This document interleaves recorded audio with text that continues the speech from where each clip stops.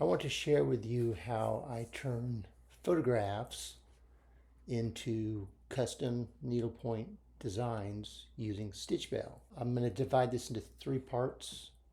The first part will show how I create a draft design from a photograph. The second part will talk about cleaning up, touching up the draft design.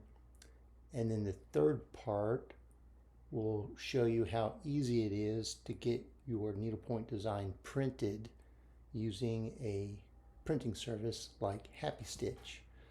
This is not meant to be a tutorial on how to use Stitch Belle. I'll make other videos for that.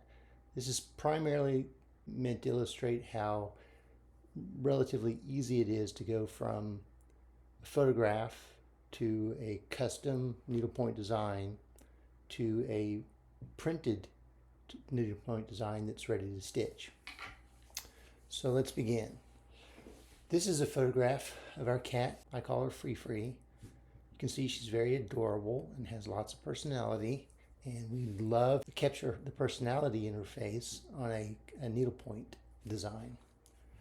When starting out with a photograph like this, since there are a lot of small details and a lot of colors that I don't necessarily want to try to capture, or really can't capture, in a low resolution needlepoint design, I'm going to do three things to this photograph to prepare it to help me use it as the basis for a draft of my needlepoint design. The first thing I'm going to do is crop the photo and frame my subject, which I've already done here in this photograph. The second thing I do is I isolate my subject, and that typically means removing the background. And then the third thing I do is I posterize that image so that I get sharper edges, a greatly reduced color palette, and just larger blocks of color. The trick is obviously to do this and still hopefully keep her personality.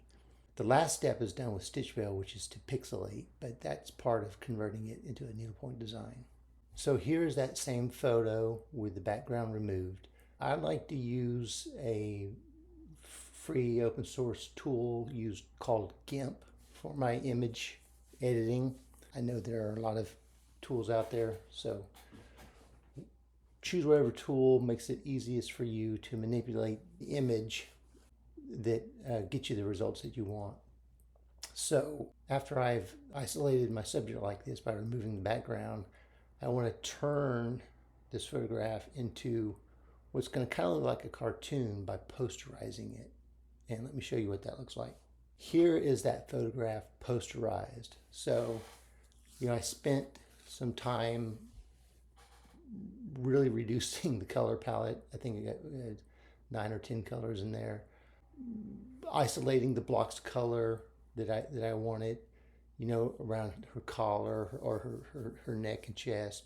Obviously the face, the eyes. I really wanted the eyes to pop. This is a very good image to start with, or to create a draft needlepoint design from, which we will do next. Okay, now we're ready to create a draft needlepoint design from the posterized image of Free Free. So let me create my canvas.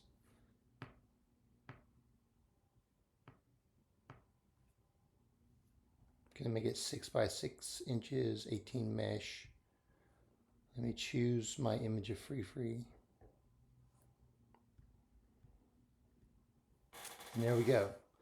So what I'm going to do is I'm going to run the draft tool. And what the draft tool does is just pixelate the reference image in your project.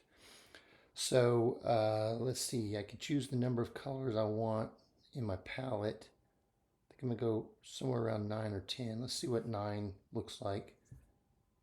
We can go from there. Turn off my reference image.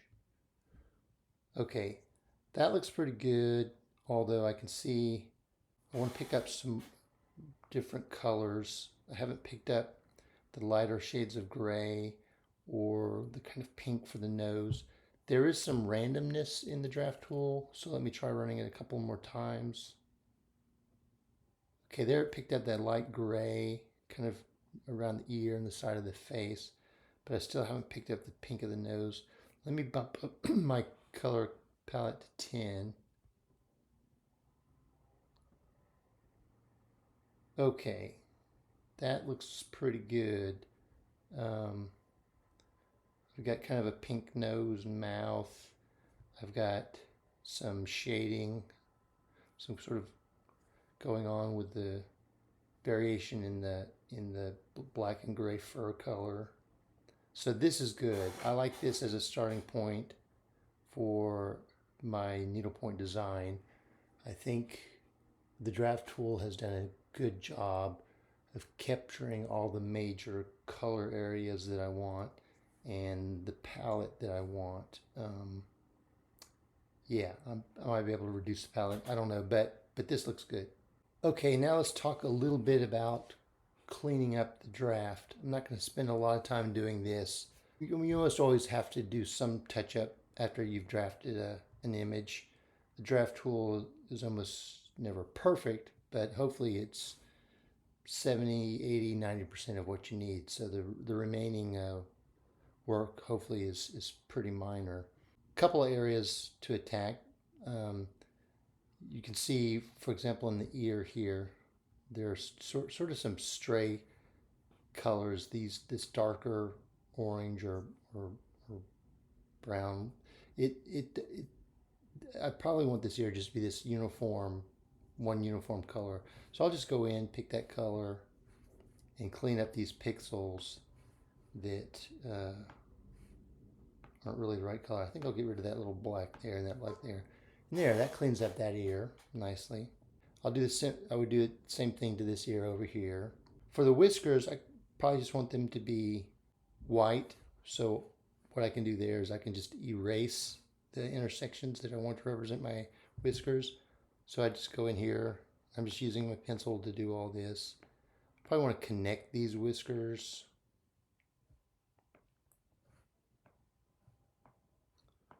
So just do that. And it just kind of goes like that. Keep doing that until you get, what you like. Okay, I want to show you what the final design looks like. As you can see, I've renamed the file. I'm calling it free. And when I open it and turn off the reference image and my guidelines, and let me go ahead and turn off the rulers, you can see I get a nice, I think I've got a really nice design here, free that captures her personality and her cuteness. So now I want to turn this design into a painted or printed canvas. I don't feel like painting this right now, and so what I'm going to do is I'm going to use Happy Stitch to have this canvas printed. And fortunately for us, Happy Stitch takes Stitch Belle .ndlpt needlepoint design projects. So all I have to do is go to their website, upload this project, and order a print from there. And I'll show you how to do that. Okay, here I am at the Shop Happy Stitch website, and I've selected to create my own canvas. I'm going to choose Upload Your Photo. This gives me the option to import my Stitch Belle project. So I'm going to select that. And there's my Stitch Belle project. I will open it. It will load.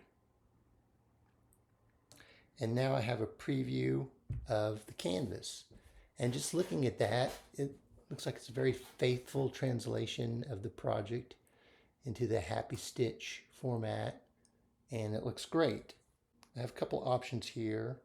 The 8x8 size is good because the design is 6x6. It's going to warn me I only have a 1-inch margin, but that's fine. I'm just going to accept that. I understand that I have the tighter margins and go on from there. So I'll just continue to edit. So they do have an editing tool which you can use if you need to do further refinements, but hopefully in this case, since I used Stitch Belle, I've got all my refinements done, and so I can just move on from here and go on to where I can add it to my bag and order it. So that just couldn't be easier. We've ordered several canvases from Happy Stitch and they've all come back looking great. So I'm very confident that when I order this one and get this canvas, it's going to be a beautiful canvas and it'll be a pleasure to stitch. So that's it, going from photograph to custom needlepoint design to a printed canvas is just that easy.